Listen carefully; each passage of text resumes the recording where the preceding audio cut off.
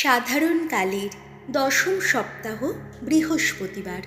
প্রথম পাঠ করিন্থীয়দের কাছে প্রেরিত দূত পলের দ্বিতীয় পত্র, 3 অধ্যায় পদ সংখ্যা 15 থেকে 4 অধ্যায় পদ সংখ্যা 1 এবং 3 থেকে 6। আমরা যারা প্রভু যিশুর মঙ্গল সমাচার প্রচারের দায়িত্ব পেয়েছি, আমরা নিজেরাই যে সত্যের আলোকে উদ্ভাসিত হয়েছি সেই সত্যকেই প্রচার করে চলি। প্রিয়জনেরা, আজও পর্যন্ত মসির বিধান যখনই পাঠ করা হয় তখনই ইসরায়েলীয়দের অন্তরের ওপর একটা আবরণ যেন পড়েই থাকে। মানুষ যখন প্রভুর দিকে মন ফেরায়, শুধু তখনই সেই আবরণ সরিয়ে দেওয়া হয়। এখানে প্রভু বলতে পবিত্র আত্মাকেই বোঝায়।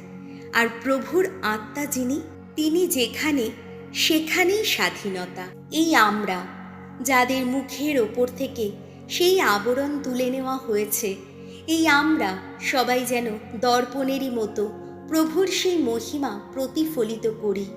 আর এইভাবে উজ্জ্বল থেকে উজ্জ্বলতর মহিমায় তার প্রতিমূর্তিতে রূপান্তরিত হতে থাকি। স্বয়ং প্রভু অর্থাৎ পবিত্র আত্মাই ওই রূপান্তর ঘটিয়ে থাকেন। সেই জন্যে নিতান্তই ঐশ্য করুণায় যখন এই সেবা দায়িত্ব পেয়েছি, তখন আমরা কোনো কিছুতেই ভেঙে পড়ি না।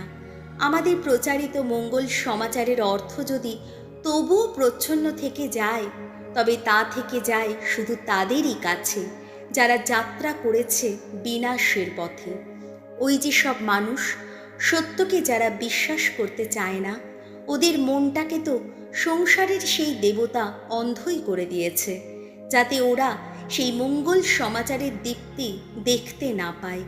যে মঙ্গল সমাচার স্বয়ং ঈশ্বরের প্রতিমূর্তি খ্রিস্টেরই মহিমা ঘোষণা করে। আমরা তো নিজেদের প্রচার করি না, আমরা খ্রিস্ট যিশুকেই প্রভু বলে প্রচার করি। নিজেদের প্রচার করি শুধু তোমাদের দাস বলে খ্রিস্টেরই খাতিরে। কারণ যিনি বলেছিলেন, অন্ধকারের মধ্য থেকে আলো জ্বলে উঠুক, সেই একই ঈশ্বর আমাদের অন্তরে তার নিজের আলো জ্বালিয়ে দিয়েছেন।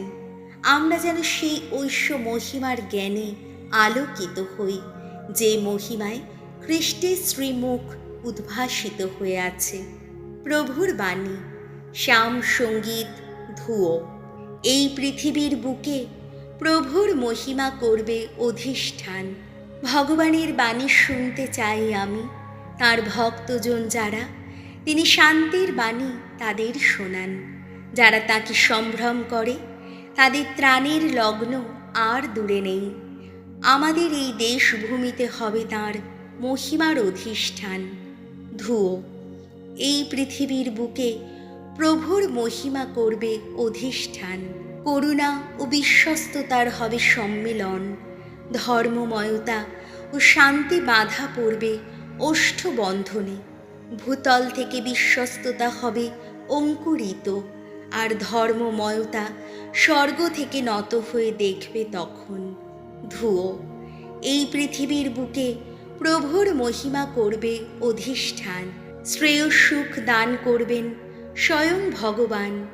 আমাদের ভূমি দান করবে তার আপন ফলভার। ধর্মময়তা হবে প্রভুর অগ্রণী, শান্তি হবে তার পদাঙ্কের অনুগামী। ধুয়ো। এই পৃথিবীর বুকে প্রভুর মহিমা করবে অধিষ্ঠান। বাণী বন্দনা। জয় জয় প্রভুর জয়।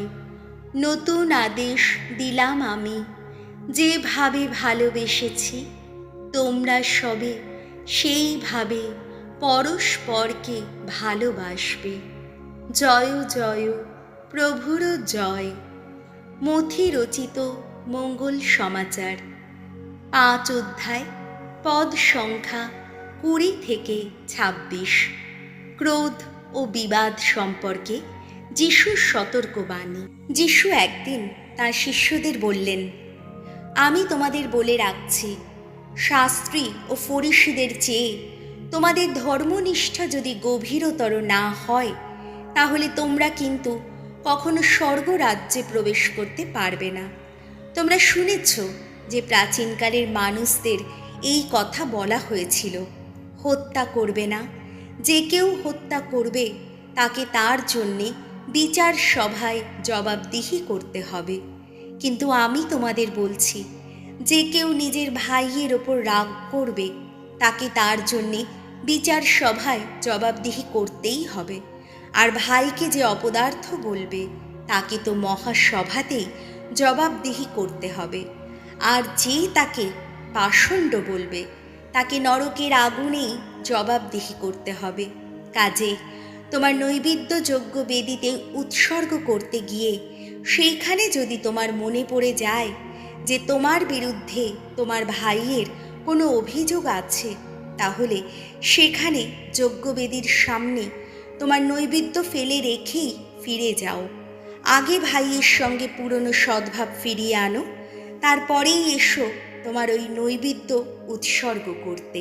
কেউ যদি তোমার বিরুদ্ধে মামলা করতে যায়, তাহলে তুমি আর দেরি না করে তোমাদের দুজনের আদালতে পৌঁছাবার আগেই সমস্ত বিরোধ মিটিয়ে নাও। নইলে তোমার প্রতিপক্ষ কিন্তু তোমাকে বিচারকের হাতে তুলে দিতে পারে। তখন বিচারক তো তোমাকে তুলে দেবে প্রহরীর হাতে, আর শেষে তোমাকে কারাগারেই যেতে হবে। আমি তোমাকে সত্যিই বলছি, শেষ কড়িটি শোধ না করা পর্যন্ত তুমি কিন্তু সেখান থেকে কিছুতেই বেরিয়ে আসতে পারবে না। প্রভু যিশুর মঙ্গল সমাচার।